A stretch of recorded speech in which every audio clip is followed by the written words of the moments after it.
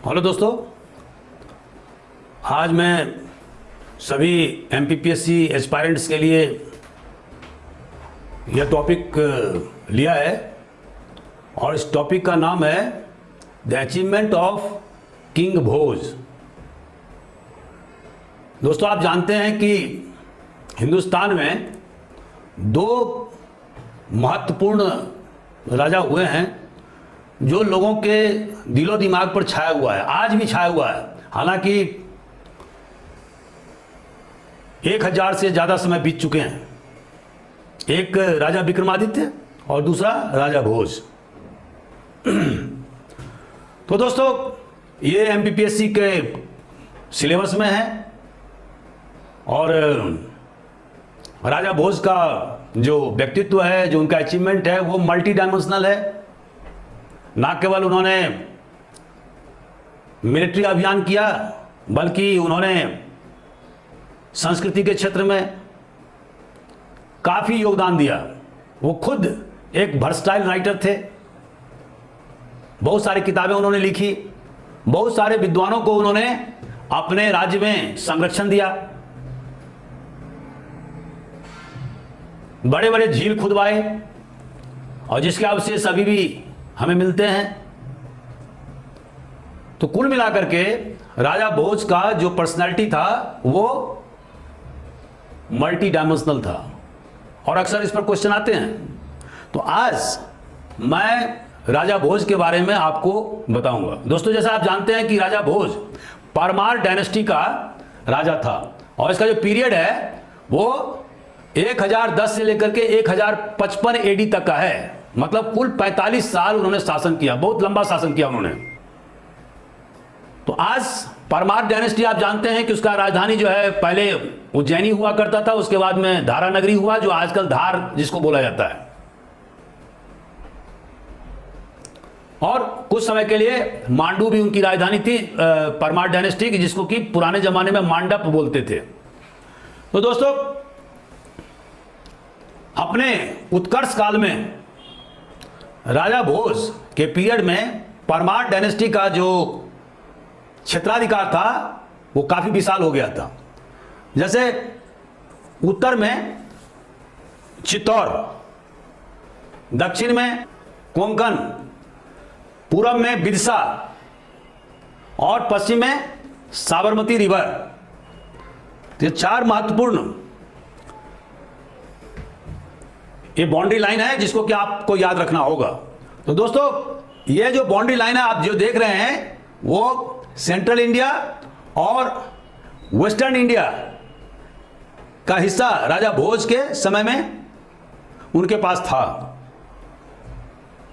तो अब कुछ मैं आपको परमार के बारे में बताना चाहता हूं। ये परमार राजपूत या क्षत्रिय थे और इनके ओरिजिन के बारे में विद्वानों में यूनानिमिटी या मैत्रिकता नहीं है। लेकिन जैसे कि चंद बरदाई जो पृथ्वीराज रासो के रचयिता हैं और पृथ्वीराज चौहान के कोर्ट पोएट थे, तो उनके हिसाब से चंद बरदाई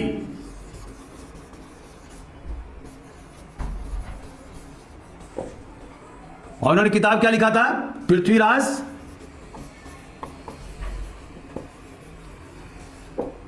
रासो। इसके हिसाब से दोस्तों माउंट आबू पर एक यज्ञ किया गया वशिष्ठ मुनि के द्वारा और उस यज्ञ से 4 राजपूत निकले फायर पिट से। और वो कौन कौन थे? परमार, दूसरा सोलंकीज,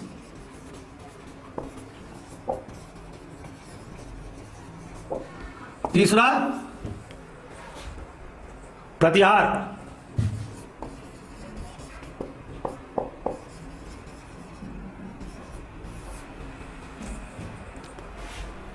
ऑफ कन्नौज और चौथा चौहान या चाहमांस और इनके वंशज थे पृथ्वीराज चौहान। तो 4 महत्वपूर्ण राजपूत वॉरियर्स इस अग्निकुंड से निकले और इनका जो उद्देश्य था वो क्या था जो वैदिक रिलीजन है उसको रक्षा करना। ये पृथ्वीराज रासो जो किताब है चंद्रबरदाई का, उसके आधार पर मैं बोल रहा हूं दोस्तों। लेकिन बेसिकली अगर आप देखेंगे तो परमार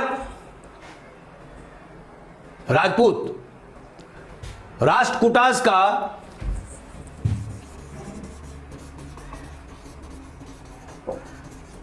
डेकान में राष्ट्रकूटास डायनेस्टी चालुक्याज ऑफ बातापी या बादामी के डिक्लाइन होने के बाद में उन्हीं के फ्यूडल लॉर्ड सामंत ने, जिसका नाम था दंती दुर्ग, उसने 753 एडी में राष्ट्रकूट डायनेस्टी का निर्माण किया या फाउंडेशन किया। अब ये परमार राजपूत राष्ट्रकूटास के फ्यूडिटरीज थे, मतलब सामंत थे। लेकिन वक्त के साथ में ज्यों ज्यों राष्ट्रकूटा डायनेस्टी का अवसान होने लगा, उसके बाद में परमार राजपूतों ने अपनी स्वतंत्र सत्ता स्थापित कर लिया। दोस्तों, परमार डायनेस्टी को जानने के लिए जो महत्वपूर्ण ग्रंथ हमारे पास में वो है मेरुतुंगा का प्रबंध चिंतामणि, और इसके आधार पर हमें बहुत सारी जानकारी मिलती है परमार डायनेस्टी के बारे में। ये चीज आपको जब क्वेश्चन आप लिखेंगे तो मेरुतुंगा का प्रबंध चिंतामणि का जरूर आप हवाला दें, उससे एग्जामिनर्स को यह पता लगेगा कि आपको विषय वस्तु के बारे में काफी गहन जानकारी है। अब आज मैं अपने लेक्चर को सिर्फ राजा भोज पर केंद्रित रखूंगा। तो सबसे पहले जो राजा भोज के पिता का नाम क्या था? सिंधु राज या सिंधु राजा, और इनके बायोग्राफी लिखा है पद्मगुप्ता ने, पद्मगुप्ता। और पद्मगुप्ता का जो किताब का नाम है वो है नव सहसांक चरित्र। दोस्तों, अर्ली एंशियंट इंडिया में और अर्ली मेडिवल पीरियड में हमें, और खास करके राजपूत पीरियड में, हमें सोर्सेस की बहुत भारी कमी से जूझना पड़ता है। तो अगर आप सोर्सेस के साथ में अपने आंसर को लिखेंगे तो इससे एग्जामिनर वो अच्छे नंबर देंगे आपको। तो इसीलिए हमेशा आप सोर्सेस जरूर लिखें, और इसीलिए मैं बार बार आपको सोर्सेस के बारे में लिख रहा हूं। सबसे पहले जो राजा भोज का जो उन्होंने शुरू किया अपना मिलिट्री कैरियर, तो उसमें जो उदयपुर प्रशस्ति है, उदयपुर प्रशस्ति के हिसाब से राजा भोज को क्या कहा गया है? सार्वभौम, मतलब सॉवरेन। और इस प्रशस्ति में कहा गया है कि Raja Bhoj possessed the earth from the Kailash to Malwa mountains. अब दोस्तों, आपको मालूम है कि हालांकि ये एग्जैगरेटेड है, अतिशयोक्ति है इसमें। अब वहां तक तो कैलाश माउंटेन तक तो उनका क्षेत्र नहीं था, लेकिन पुराने जमाने में जो दरबारी कवि होते थे वो प्रशस्ति लिखते थे और उसमें वो बढ़ा चढ़ा के लिखते थे। लेकिन इससे स्पष्ट पता लगता है कि राजा भोज ने काफी इलाके को अपने राज्य में मिला लिया था, और उनका क्षेत्र जो है वो बहुत विस्तारित हो गया था। जैसा कि मैंने अभी बताया कि उनका जो क्षेत्र है वो चित्तौड़ और इधर पूर्व में बिदसा और इसके अलावा साबरमती नदी तक, तो ये पूरा, और कोंकण, तो इस तरह से ये पूरा इलाका जो है ना एक बहुत बड़ा क्षेत्रफल है।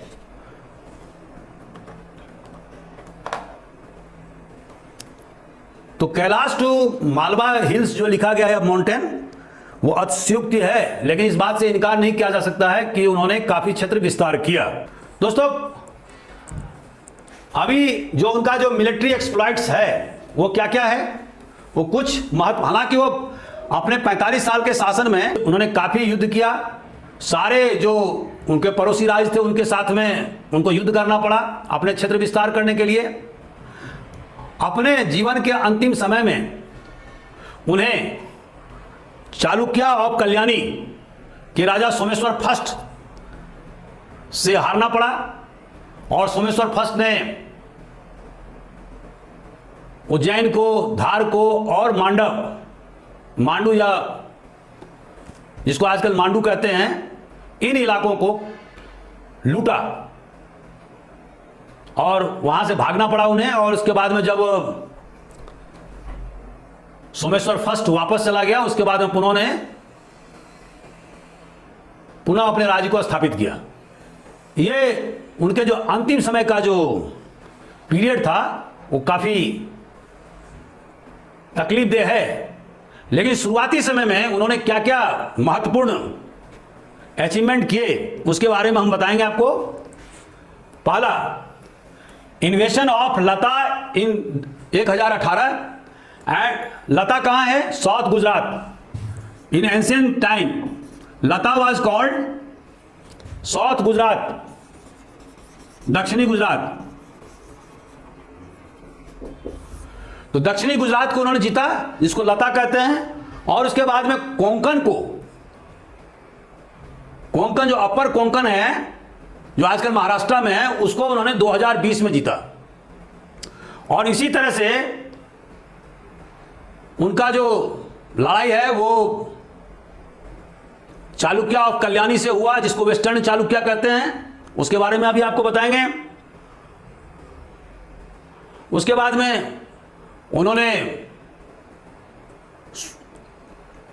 जो कलिंग के जो सोमवंशी राजा लोग थे, उनके खिलाफ भी अभियान चलाया चोला राजाओं के साथ में। तो हालांकि इनका पोजीशन उसमें सेकेंडरी पोजीशन था, और जो प्राइमरी पोजीशन था वो चोला राजाओं का था, लेकिन उसमें उन्होंने काफी मदद किया और कलिंग के सोमवंशी राजाओं को हराने में उन्होंने चोला राजाओं को मदद किया। दोस्तों, इसके अलावा उन्होंने हिंदू शाही किंगडम, जैसा कि आप जानते हैं कि हिंदू शाही किंगडम कहां पर था? काबुल में। और महमूद गजनी का जब राइज हुआ तो सबसे पहले उसने काबुल के हिंदू शाही किंगडम को परास्त किया। और उस समय में आनंद पाल वहां पर राजा था। और हमारे पास में जो सोर्सेज है उसके मुताबिक राजा भोज ने अपने सैनिकों को आनंद पाल के समर्थन के लिए भेजा। हालांकि महमूद गजनी के सामने में आनंद पाल या राजा भोज के द्वारा भेजे गए सैनिक सफल सिद्ध नहीं हो पाए और उन्हें हारना पड़ा। आनंद पाल ने बाद में आत्महत्या कर लिया, और बाद में उनके पुत्र त्रिलोचन पाल ने भी रेसिस्ट किया, लेकिन बाद में उन्हें भागना पड़ा और बाद में राजा भोज ने उनको शरण दिया। एक और इंपॉर्टेंट पॉइंट है कि राजा भोज ने विभिन्न राजाओं के बीच एक कॉन्फेडरेसी का निर्माण किया। और ये कॉन्फेडरेसी ऑफ द किंग ने क्या किया कि जैसे कि महमूद गजनी ने जो हांसी में या थानेश्वर में या उत्तर भारत के अन्य जगहों पर जहां जहां गवर्नर नियुक्त कर दिए थे, उनको भगाने में, उनको डिफीट करने के लिए कॉन्फेडरेसी ऑफ किंग जो है राजा भोज के नेतृत्व में बनाया गया और उनको खदेड़ दिया गया। और ये 1043 एडी के लगभग एक काम उन्होंने किया। इसके बाद में जो राजा भोज को जो चैलेंज दिया वो विद्याधर, द चंदेला किंग विद्याधर, जो बहुत ही एक मजबूत राजा थे। उन्होंने महमूद गजनी से भी लोहा लिया था और राजा भोज को जो पूरब तरफ जो वो विस्तार करना चाहते थे अपने राज्य को विदिशा के आगे, उसको उन्होंने रोक दिया।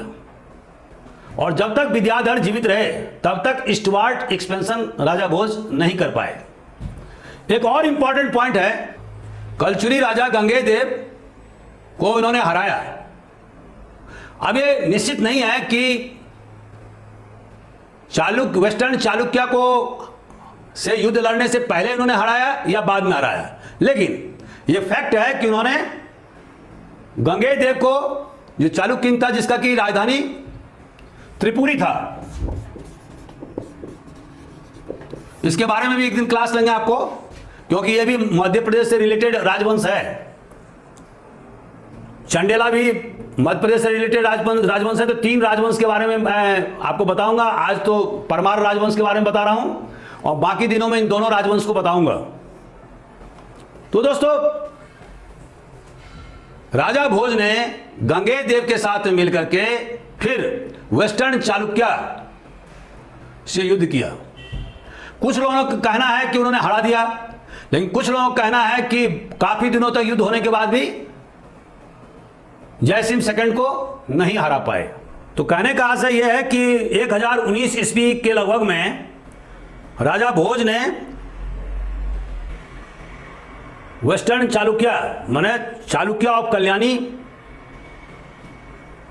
के खिलाफ एक अलायंस का निर्माण किया था और उसमें राजन चोला और गंगेय देव कालाचुरी इनको साथ मिलाया था। और उस समय में जो वेस्टर्न चालुक्य किंग थे वो कौन थे? जयसिंह सेकंड, जैसे मैंने बताया। लेकिन इन तीनों राज्यों की सम्मिलित सेना वेस्टर्न चालुक्य को परास्त नहीं कर पाया।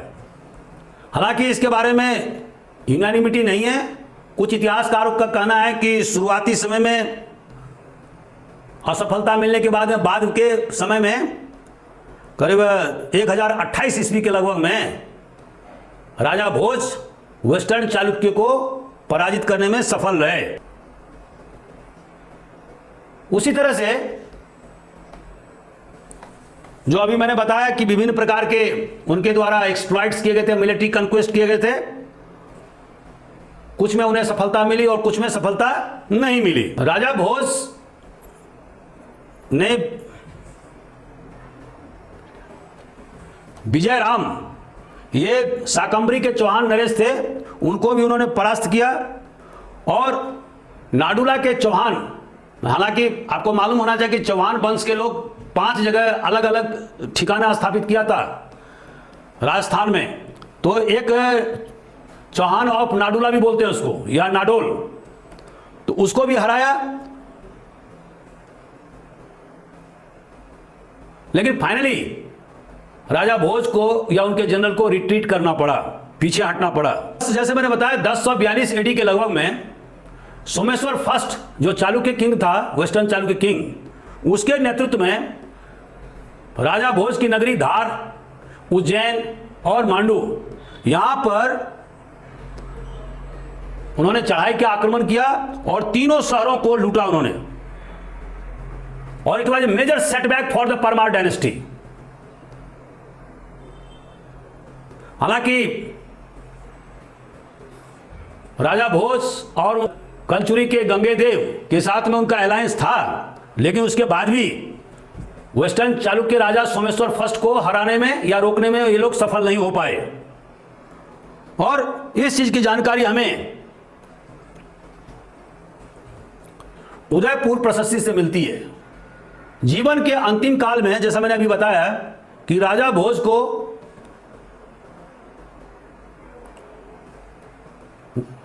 सोलंकी राजा भीम फर्स्ट और कलचुरी के किंग कर्ण का सम्मिलित आक्रमण का सामना करना पड़ा। और मेरुतुंगा के मुताबिक इसमें राजा भोज की हार हुई और ये उनकी जिंदगी का सबसे बड़ी हार थी। बाद के वर्षों में काफी बूढ़े भी हो चुके थे और इसी हार से वो उबर नहीं पाए। बाद में बीमारी कारण उनकी मौत हो गई 1055 एडी में। बाद में उनके वंशजों ने परमार डायनेस्टी को पुनः जीवित करने की कोशिश किया, लेकिन ये डायनेस्टी ज़्यादा दिन तक नहीं चला और धीरे धीरे इसका पतन हो गया। तो दोस्तों, ये तो रहा मिलिट्री एक्सप्लॉइट्स।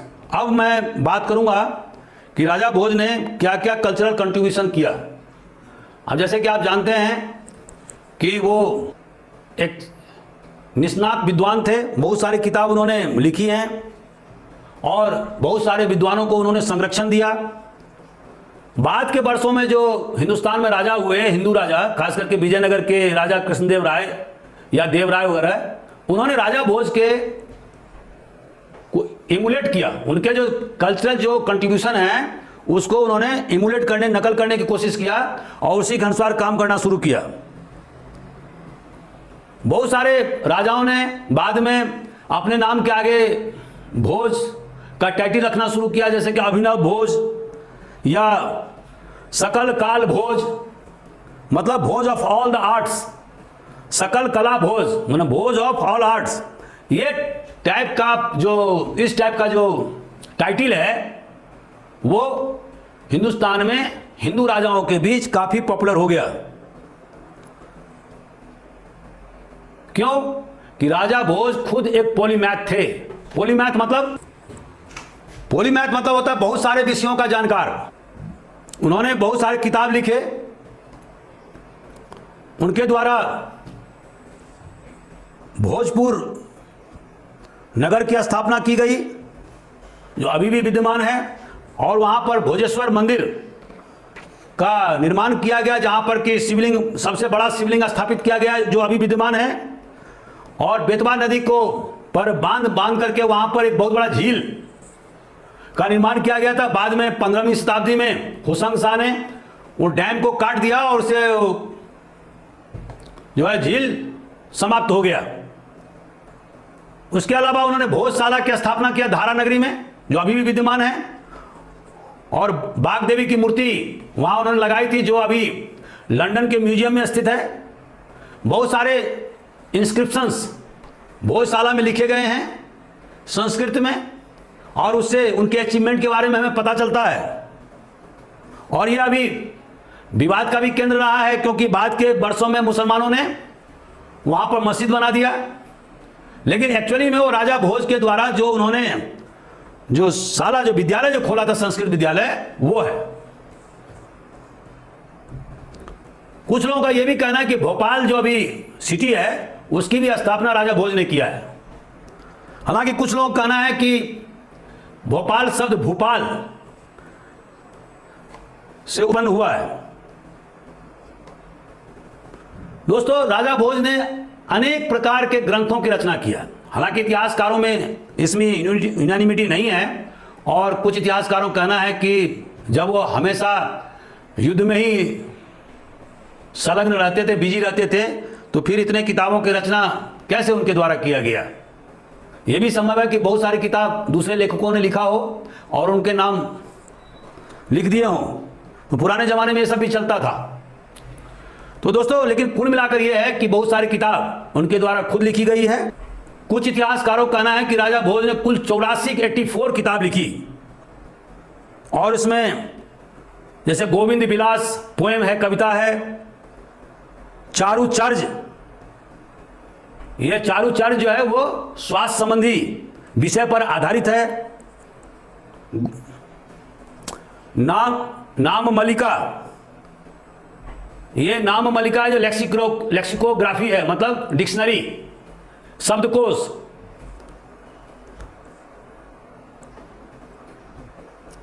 राजा मार्तंड और पतंजलि भाष्य, इस पर उन्होंने पतंजलि के जो भाष्य हैं उस पर उन्होंने मेजर कमेंट्री लिखा हुआ है।